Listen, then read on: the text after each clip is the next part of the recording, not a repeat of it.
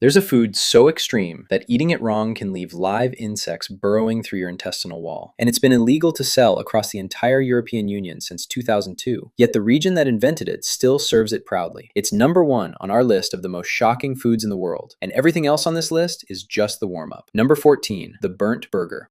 The burnt burger is a patty cooked well past done until the outside is genuinely carbonized. It's ordered by a specific customer who knows exactly what they want and doesn't need the kitchen's opinion on it. The Maillard reaction that builds a proper crust works between 140 and 165 degrees Celsius.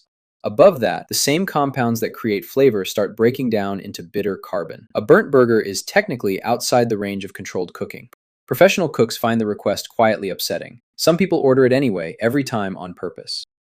Number 13, bone marrow. For most of Western history, bone marrow was peasant food because it meant cracking open bones butchers had already stripped clean. The marrow itself, a fatty substance that makes blood cells inside a living animal, roasts into something closer to spreadable butter than meat, with a flavor more concentrated than any muscle cut on the animal. By weight, bone marrow runs roughly 97% fat, closer to butter than to anything you'd call meat. Chef Fergus Henderson put it on the menu at St. John in London in 1994, and food writers called it a revelation. Within a decade, it had migrated from scrap heap to tasting menu. Bone marrow now costs more per gram than the steak it's served next to. Bone marrow got a promotion from garbage to garnish. Tripe never got that. Number 12, tripe. Tripe is a cow's stomach lining, and it's been eaten everywhere cattle have been raised, for about as long as cattle have been raised. It takes hours of cleaning, blanching, and slow cooking before it's edible at all, and the payoff is a texture nothing else produces, chewy and gelatinous at once, soaking up whatever it's cooked in more thoroughly than actual meat does. Mexico built menudo around it. Italy built tripa alla romana around it. France built andouille around it. That honeycomb chamber is also where cows accidentally swallow nails and wire, which is why farmers permanently implant a magnet inside it for life, a real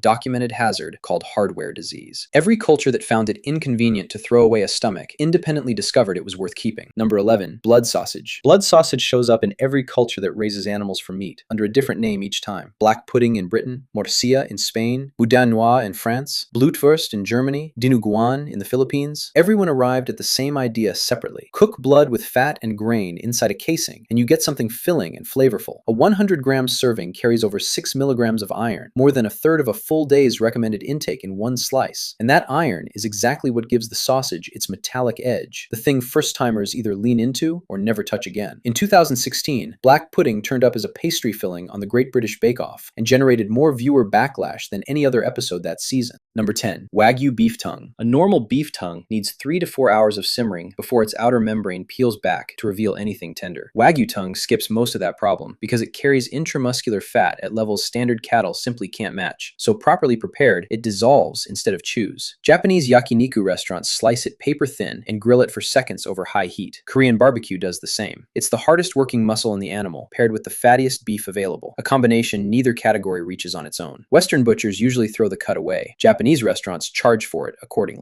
Number 9, Blue Rare Wagyu beef. Blue Rare Wagyu spends under 2 minutes over heat total. Seared hard on the outside, still cold and raw in the middle. Wagyu fat melts at body temperature, which means the fat inside your steak starts liquefying against your tongue before you've even finished the bite. At the top marbling grade, the fat is so dense that white marbling and red muscle take up almost equal space in the cut, and fewer than 3% of graded Japanese Wagyu cattle ever reach that top A5 tier at all. Japanese beef specialists consider Blue Rare the correct way to cook A5 Wagyu, since real heat destroys the exact fat structure you're paying for. So you end up with a steak that costs hundreds of dollars per 100 grams, best eaten almost entirely raw. And most people who pay that price still order it medium rare, which the Japanese beef community treats as a small tragedy. Number 8, Rocky Mountain oysters. Rocky Mountain oysters are fried bull testicles, served at rodeos, county fairs, and bars across the American mountain states. The name is doing deliberate work. No seafood is anywhere near this dish. Montana, Colorado, and Idaho all run dedicated festivals for it, some called Testy Festi, pulling in thousands of attendees a year. Fried, the texture lands close to chicken, mild and far less confrontational than the pitch suggests. A byproduct of castrating young bulls turned into a regional delicacy with its own festival circuit, mostly because Rocky Mountain testicles tested worse on a menu.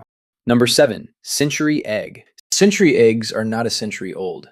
They're preserved for weeks to months in a mix of clay, ash, salt, quicklime, and rice hulls that spikes the pH and transforms the egg through pure alkaline chemistry. No fermentation involved. The white turns into a translucent, dark brown jelly. The yolk goes gray-green and creamy, with a sulfuric smell that announces itself before you open the container. China has been making these for over 600 years, and Western food media reliably ranks them among the most difficult foods on Earth. Chinese kitchens use them in congee, in tofu dishes, and straight as an appetizer that needs no apology. Number 6. Shark fin soup. Shark fin soup has anchored Chinese banquets as a status symbol for over 500 years. Despite the fin itself carrying almost no flavor, the taste comes entirely from whatever rich broth it's simmered in. Serving it to a wedding guest is a statement about how much you value their presence, and a bowl can run several $100s. Conservation campaigns have cut consumption sharply in mainland China and gotten the dish banned outright in more than a dozen countries. The shark supplies the texture, the host supplies the point. Number 5. Foie gras. Foie gras is a duck or goose liver fattened through force feeding, called gavage, over the final weeks of the bird's life, a technique Egyptian carvings show being practiced over 4,000 years ago. France treats it as protected cultural heritage. California, meanwhile, banned it in 2012, reinstated it, banned it again, and reinstated it again, racking up more court battles over a liver than most cities manage over actual crimes. A 4,000-year-old Egyptian technique is simultaneously a French national treasure and a California legal headache that refuses to resolve itself. Number 4. Raw chicken sashimi.